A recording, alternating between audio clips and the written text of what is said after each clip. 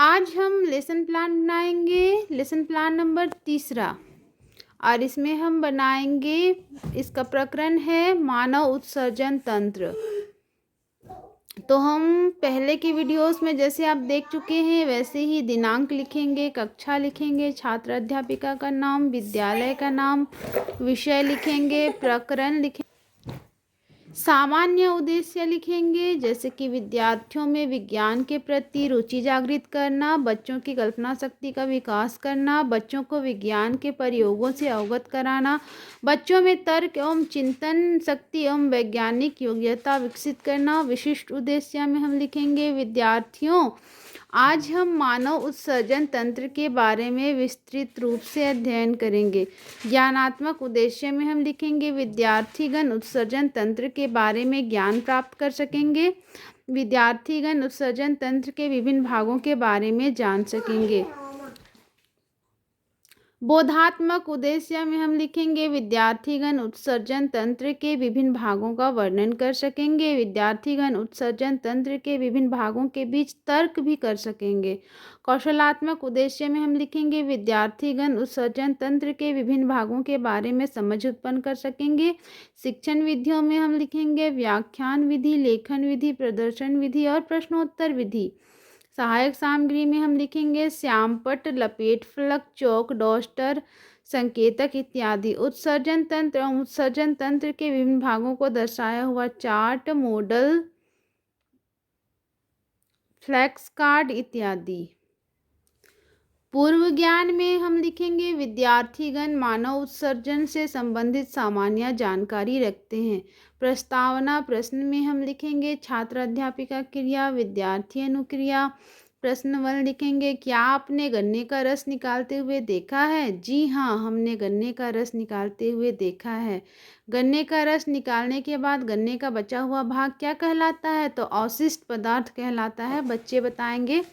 प्रश्न 3 हम पूछेंगे ठीक इसी प्रकार हमारे शरीर से भी कुछ अपशिष्ट पदार्थ निकलते हैं, वे कौन कौन से हैं? तो हम बताएंगे मूत्र, मल, पसीना। फिर हम पूछेंगे शरीर से अपशिष्ट पदार्थ बाहर निकालने की क्रिया क्या कहलाती है? तो बच्चे बताएंगे उत्सर्जन।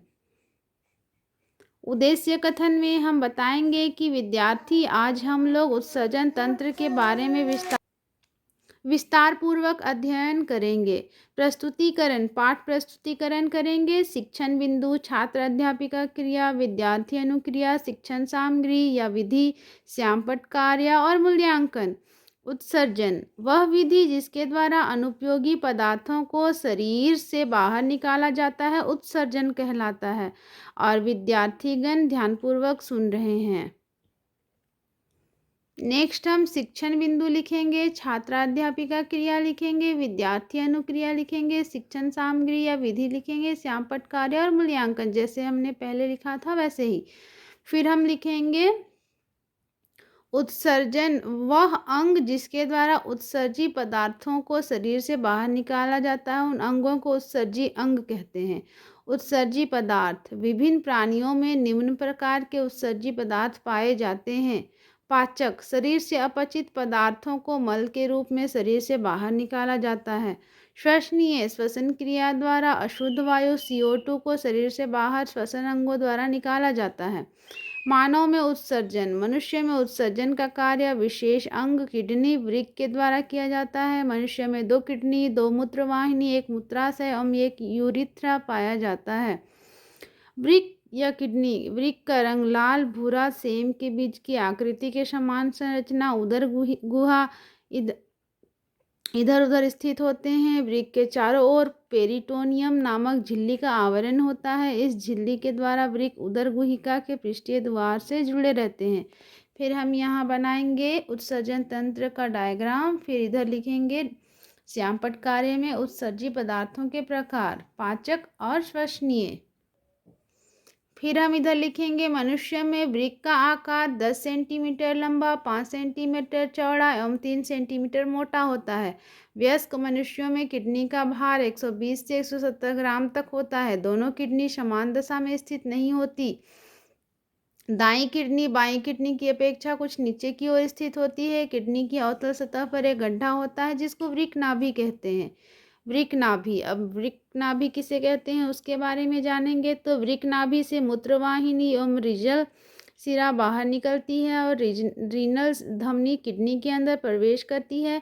किडनी का आंतरिक भाग दो श्रेणी क्षेत्रों में भिन्नित होता है। बाहरी परिधीय ऊतकीय भाग को कॉर्टेक्स कहते हैं और आंतरिक ऊतकीय क्षेत्र को मेड्यूला कहते हैं। वृक्क नाभि से अंदर की ओर मूत्रवाहिनी विस्तारित होकर चपटी कीप के समान गुहिका बनाती है। इसको रीनल पेल्पिस कहते हैं। मेडुला में शंकुर पिरामिड पाए जाते हैं। इसमें नेफ्रॉन की संग्रहणी नालिका एवं स्फलन नालिका स्थित होते हैं। फिर हम मूत्र निर्माण की क्रियाविधि के बारे में बताएंगे। मनुष्य के यकृत में यूरिया का निर्माण होता है और रक्त में पहुंचकर वृक्क नलिकाओं या नेफ्रॉन में पहुंचता है। यह विधि 3 चरणों में पूर्ण होती है। अति सूक्ष्म निष्पादन, पुनः अवशोषण, स्रावन। अति सूक्ष्म निष्पादन यह क्रिया किडनी के बोमन संपुट में होती है। बोमन संपुट और ग्लोमेरुलस की भित्ति आपस में मिलकर अर्धपारगम या झिल्ली के रूप में छानने का कार्य करती है। पुनः अवशोषण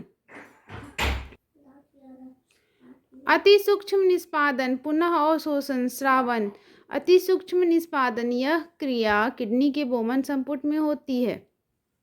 यहाँ तक हो चुका था। अब हम यहाँ बताएंगे पुनः अवशोषण। बोमन संपुट में रक्त में उत्सर्जी पदार्थों के साथ छनकर कुछ उपयोगी पदार्थ ग्लूकोज, जल, लवण आदि भी आ जाते हैं।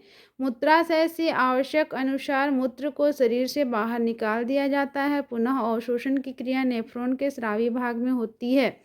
हम यहाँ श्यामपट्ट कार्य में लिखेंगे। मूत्र निर्माण की प्रक्रिया 3 चरणों में पूर्ण होती है। अति सूक्ष्म निष्पादन, पुनः अवशोषण और स्रावन। पुनरावृत्ति प्रश्न में हम लिखेंगे उत्सर्जी तंत्र किसे कहते हैं। मूत्र निर्माण की विधि कितने पद में होती है। फिर हम कक्षा कार्य में कहेंगे कि अति सूक्ष्म निष्पादन क्रिया कहाँ होती है, बताइए। गृह कार्य में हम कहेंगे उत्सर्जन क्या है, मनुष्य में उत्सर्जन की क्रिया को समझाकर लाइए।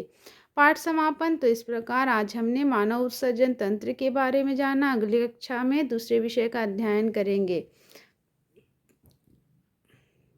तो धन्यवाद। अगर मेरा वीडियो अच्छा लगता है तो प्लीज़ लाइक और सब्सक्राइब कर दीजिए।